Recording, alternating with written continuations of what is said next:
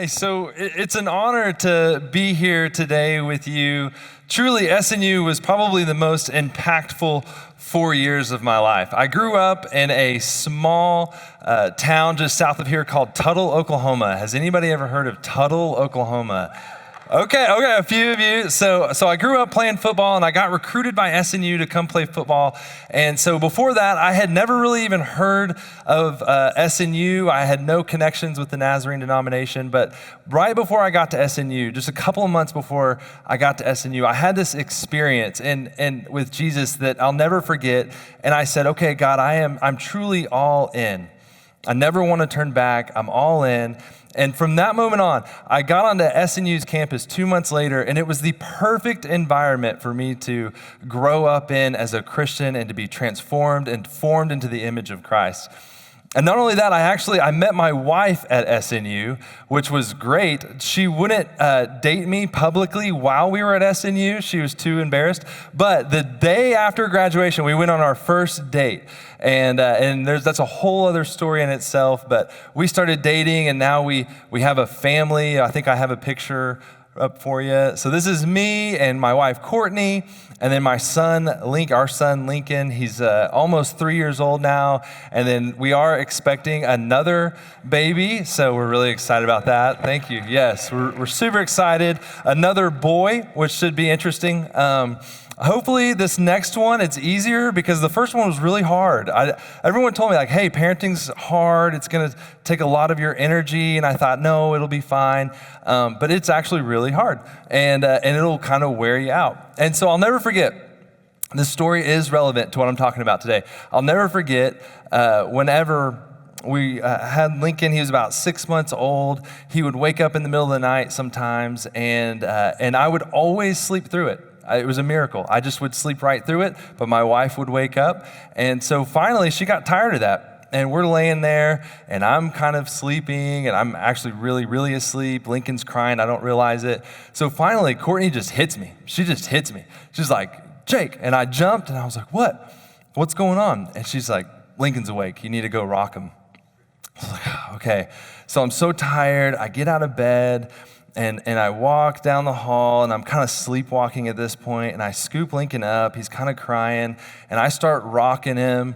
And as I'm rocking him, he starts to cry harder. And I'm like, what in the world? What is going on? So I think, well, I'll just rock him harder. I'm like, okay. So I just start rocking him harder. And so here he is. He's just bouncing around. And I rock him for a minute, and he just starts screaming harder and crying harder, and I don't know what's going on. And then I realized at that moment that I had picked him up upside down.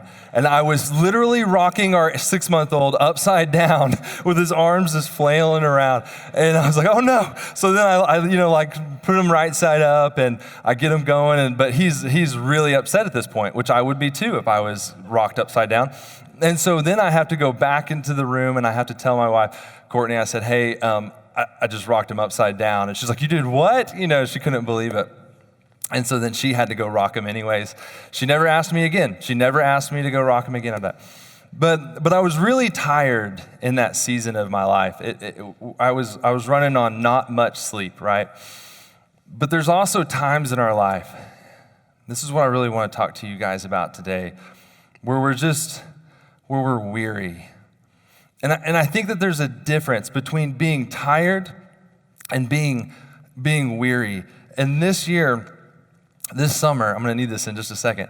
This summer, I entered in this season of weariness because on June 7th, I get a phone call from my mom.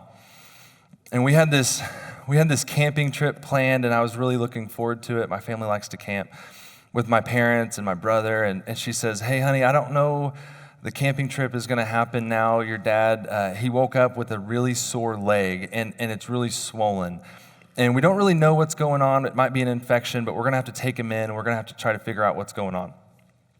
So I said, okay, and I'm just kind of bummed because I was really looking forward to this camping trip. But my mom takes him to the hospital. He gets to the hospital. Then a few hours later, she texts me, and she says, hey, they think that it might be sepsis because he's getting sicker as the day goes on, and I think they're going to have to take him to another hospital. So at this point, I start to get really worried. And And my mom says, they're actually going to take him to Shawnee. It's the nearest hospital with an ICU bed. He needs an ICU bed. So I said, wow, this must not be good. And so I go ahead and I drive out to Shawnee, and I meet my mom there. My dad's sister is there, my Aunt Cindy. And when I walk in, I realize, oh, he's really sick.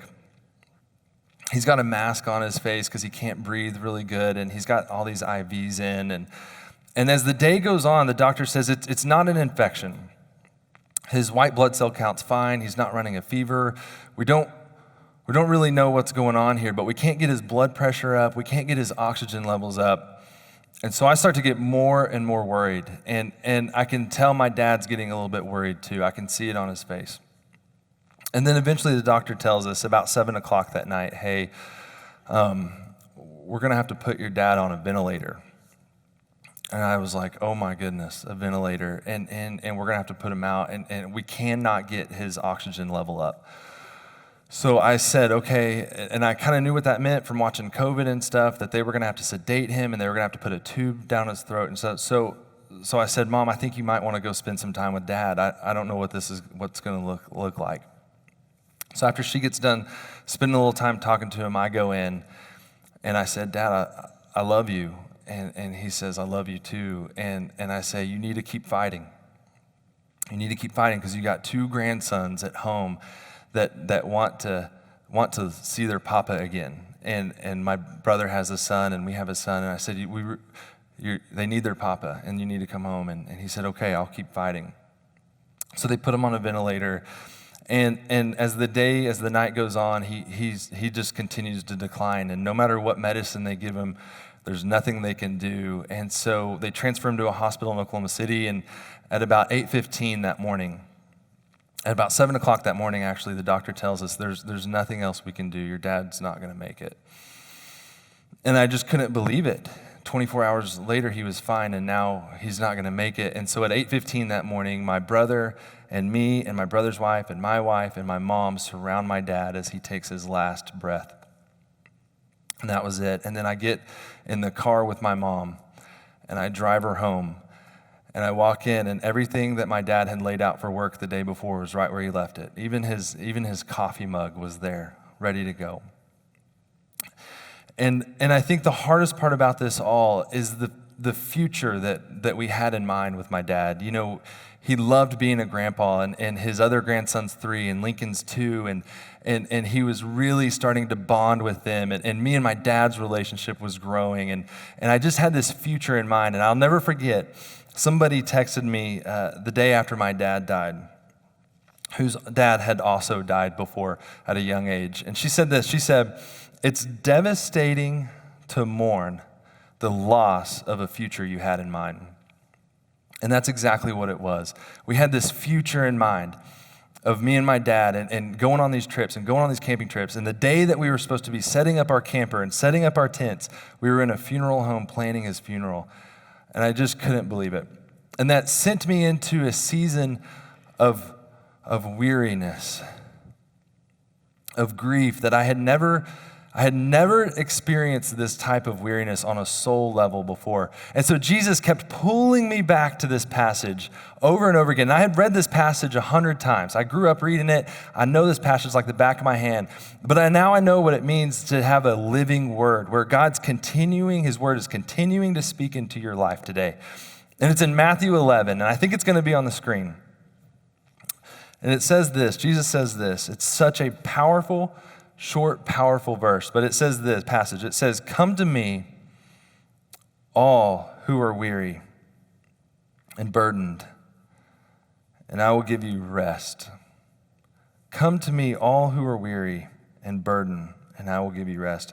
Take my yoke upon you and learn from me, for I am gentle and humble in heart, and you will find rest for your souls. For my yoke is easy and my burden is light. Now, some of you maybe didn't grow up in the country like myself, growing up in Tuttle, and you don't know what a yoke is. But basically, a yoke just goes around 2 animals' shoulders, and it distributes the weight that whatever they're carrying, so that way they can carry more weight. or they can pull more things. And so when Jesus says, take my yoke upon you, that's what he's talking about. He's saying, hey, come alongside me because I want to carry your burdens with you and for you. And I want to do this with you. And I can't help but wonder, my burden has been grief over the last 5 months, but I can't help but wonder what burdens you're carrying today. Because I know that you're carrying burdens.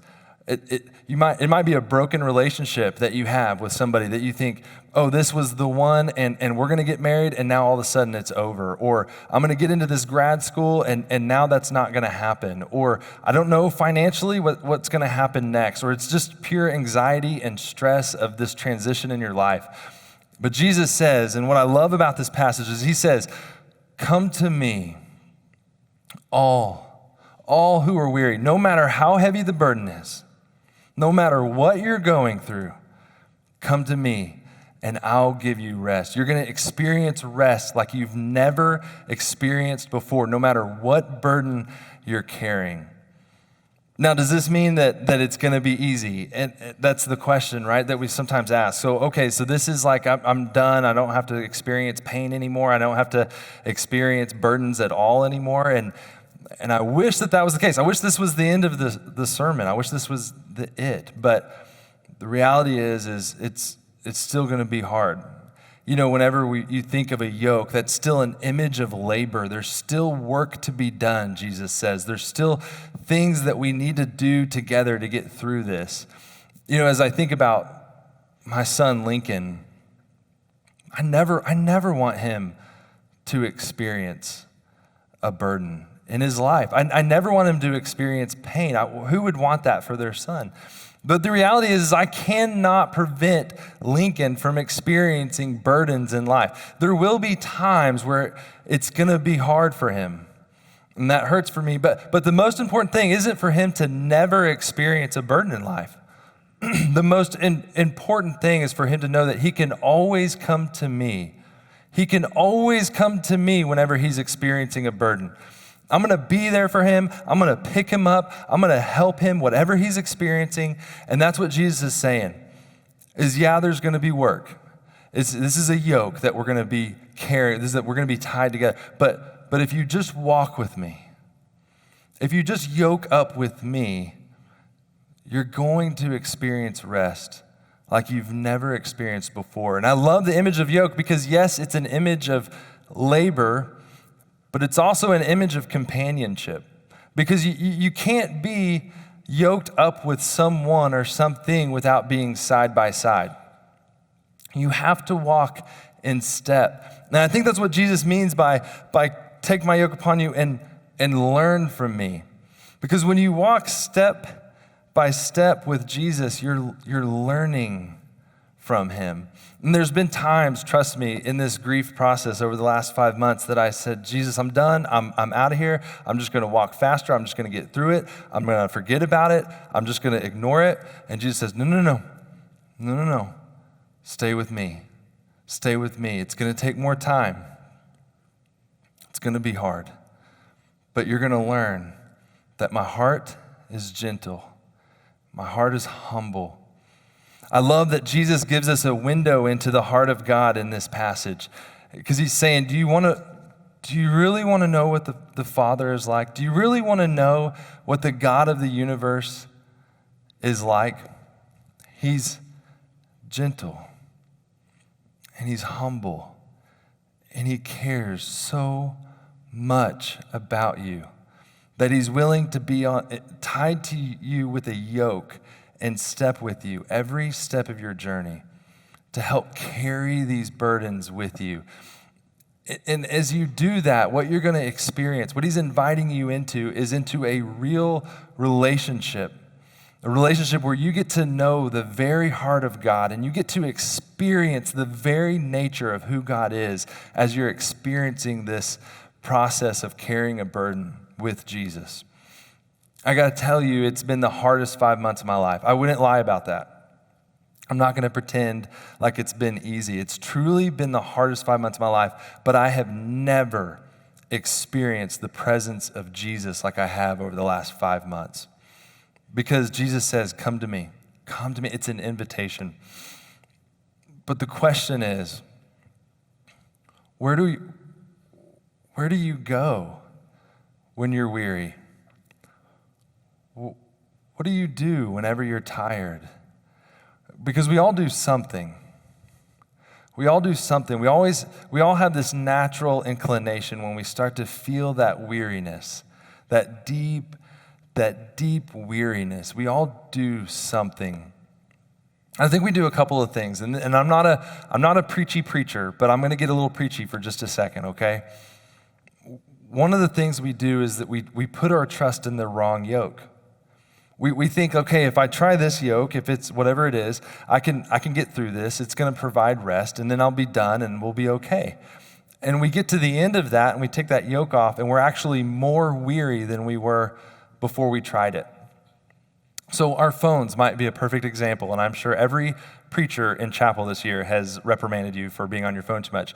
But if you think that this is going to provide you rest, you're going to find that you're going to be more weary. If you think that just distracting the burden away, if I can just ignore that I'm actually carrying a burden right now, then maybe it'll just kind of go away. And that's the yoke that we try to put on sometimes. Or we try to pretend that it's not there, and it's still there at the end of it. And that's frustrating. I get it. I've tried that. I've tried several different yokes, and Jesus says, no. My yoke is easy. My burden is light. Try this one. Try this one. You're going to find so much more rest than you ever imagined. The other thing we do, and this is what I am most guilty of, is we try to just carry it on our own. It's our pride, and we say, you know what, whatever I'm going through, if I just work hard enough, if I just keep my nose to the grindstone and I just keep working, then I can do it. I can carry this burden on my own. And then we just get so weary from that we can't do it anymore. And that's what I did for so long. I thought I'm into my pride.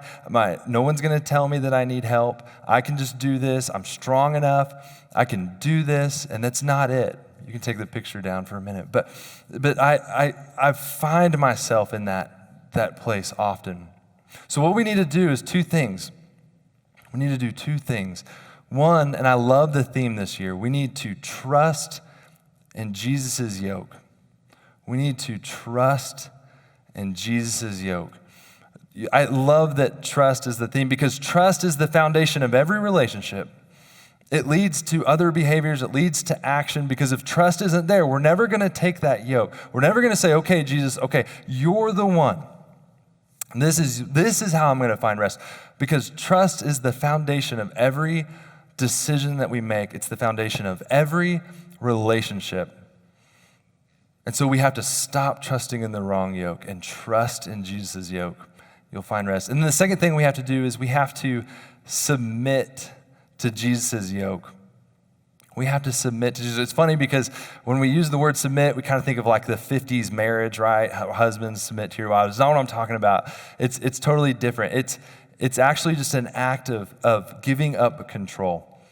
It's an act of saying like, okay, Jesus, I can't do this anymore. I literally can't do this on my own anymore, and I have to have your help. And so then you take that yoke and you submit to it, and you say, okay, I'm in it with you now, Jesus. We're in this together. I'm going to submit to this yoke together. And then through that submission and through that giving up control, that's how we find our true rest. That's how we find intimacy with Jesus. So we have to do two things. We have to trust that Jesus' yoke is the one, that yoking up with Jesus and getting under this yoke with Jesus is going to provide rest for our souls. And then we have to submit. We have to get to a place in our lives where we say, okay, I can't do this on my own anymore, God. I'm going to lay down my pride. I'm going to stop pretending like everything's okay. I'm going to stop pretending like I can just do it on my own, and I'm going to say, okay, Jesus, you're the one. I'm going to yoke up with you. And Jesus says, okay, let's do it. Let's walk together.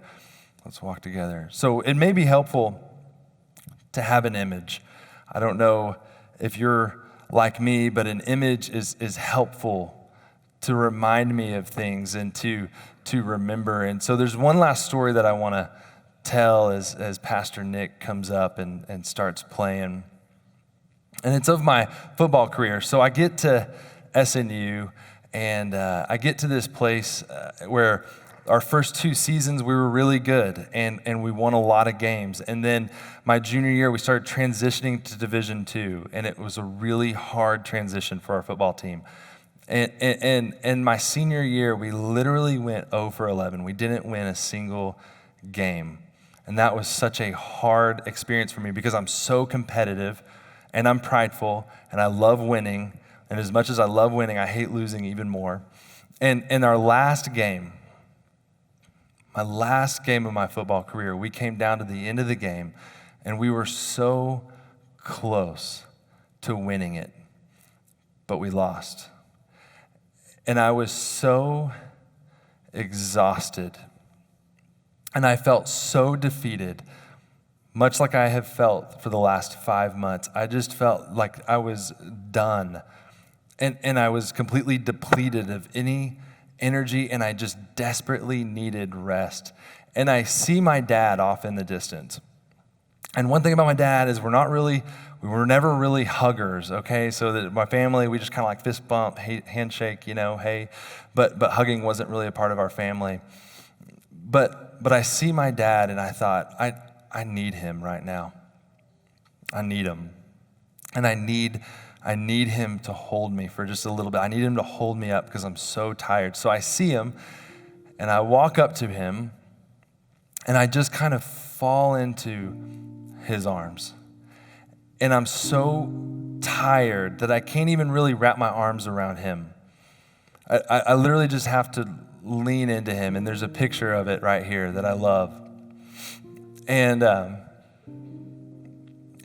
so tired in this picture that I can't even lift my helmet up.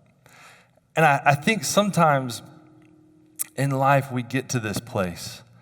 We get to a place where we can't even lift our arms up, and we just have to say, God, I need you. I need you to wrap your arms around me. I need you to hold me up. And this is active submission of saying, like, I just can't do it anymore. I can't hold myself up anymore. And I knew in this picture, I knew in this moment that everything was going to be okay. As soon as I rested my head on my dad's shoulder and he wrapped his arms around me, I felt this sense of everything's going to be okay. I know it's over. I know I'm not going to be able to play football again. I know we had a tough season, but listen, everything's going to be okay. Because I knew that I had a father that loved me. I knew that my dad loved me so much, and his heart was gentle, and it was humble, and he was going to hold me up as long as I needed him to. And I can't help but wonder if there's some of you right now that are just weary, that whatever you've been carrying is just so heavy that you can't carry it anymore. And you've never taken this step. You've never taken this step of trust, of saying, okay, God, I really can't do this anymore. I'm going to trust you. I'm going to trust you to provide for me. I'm going to trust you to take care of me. I'm going to trust you to take care of these burdens because I can't take care of them anymore. I can't carry them anymore. God, I can't grieve on my own anymore. I can't carry that weight. And I desperately need you to hold me and to take care of me. And then what you're going to find is that there's a God that loves you so much, whose heart is gentle, whose heart is humble, who is more than willing to carry your burdens, who actually is inviting you to carry your burdens and saying, you don't have to carry your burdens on your own anymore. And so Nick, my friend Pastor Nick's about to sing a song that I think is just perfect for what we've been talking about the last few minutes. And as he's singing, if you are ready to give up carrying your burdens on your own, if you are weary from carrying your burdens on your own, the altars will be open. Me and Blair will be down here. you are more than welcome to come talk to us about what it looks like to say, I'm done carrying my burdens on my own. I want to yoke up with Jesus, and I want to start walking with him. And I want to experience this gentle and humble heart. And what I really want and what I really need is rest for my soul. Because I can sleep, I can go find rest. I can go find rest for my body, but what I need is rest for my soul. So if that's you today, Nick's going to sing. We have a few more minutes left of chapel. Come find me or Blair. We'll talk to you about what that can look like, or just maybe even the altars or in your chair, whatever it is. Spend a little time talking to Jesus. Spend a little time giving up those burdens to Jesus because he wants to carry them with you and for you.